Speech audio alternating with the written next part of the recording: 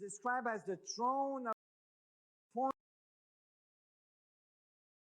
between human and God, and there was various allusion to it in very specific parts of the Bible.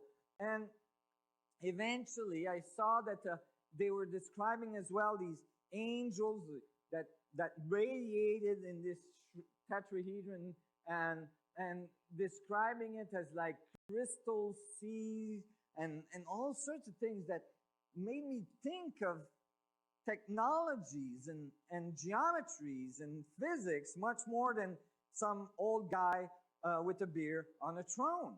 And I was surprised. That's not what I had remembered.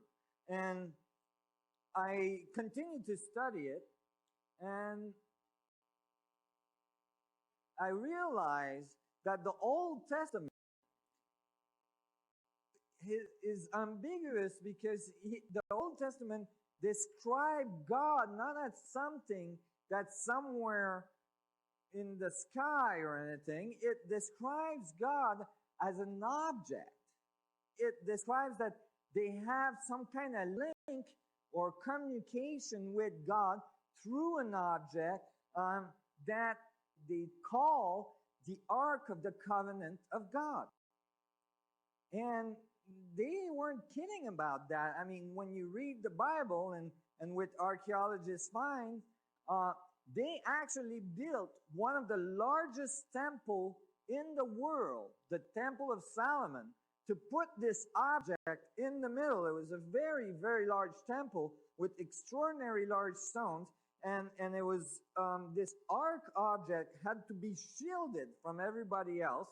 And it was enclosed in this Holy of Holies in the center of the Temple of Solomon that was surrounded with concentric walls, very thick walls, in which initiates had to go through very specific initiation level to be able to go from one wall to the other.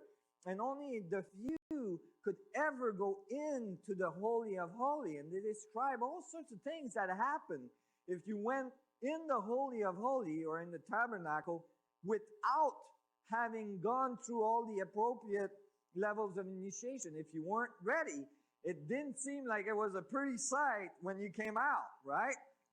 And if you did. And so I was intrigued with that. I was looking at many of these plates where they showed this arc object, this box. Oh, it's got to be a capacitor.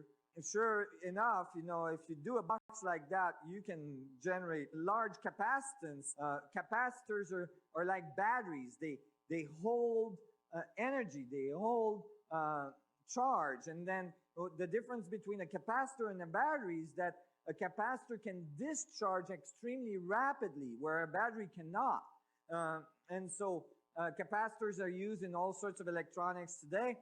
But basically, there are an electrical, a dielectric, and an electrical plate, which creates like a container for energy.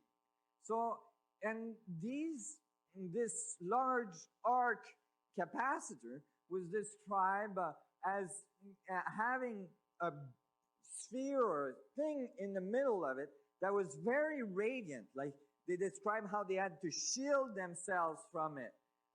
And they had to wear very specific clothing to go in there. And that if they didn't, they would come out of there with a sunburn, basically, like.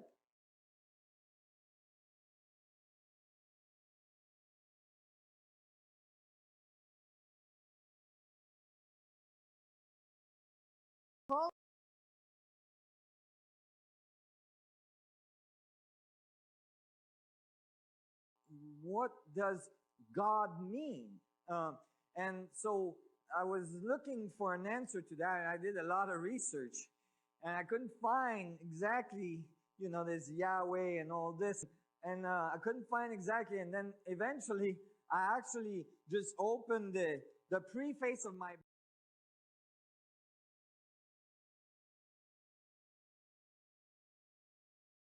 it says right here that the name Yahweh, the divine name Yahweh, YHWH is currently the translation or is used as the Greek terminology, the Tetragrammaton.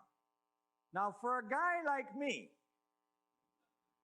when you are reading one of the most, sacred books on the planet, I guess, and the person is describing God, and the translation is Tetragrammaton, okay?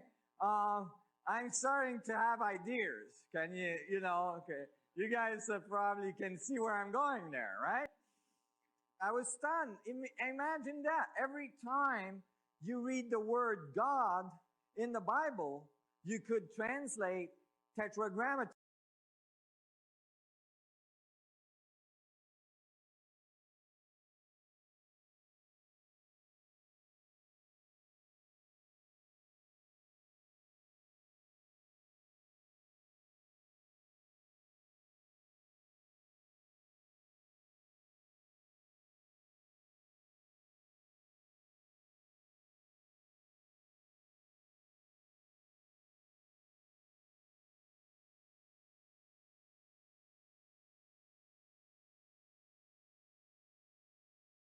Replace all the gods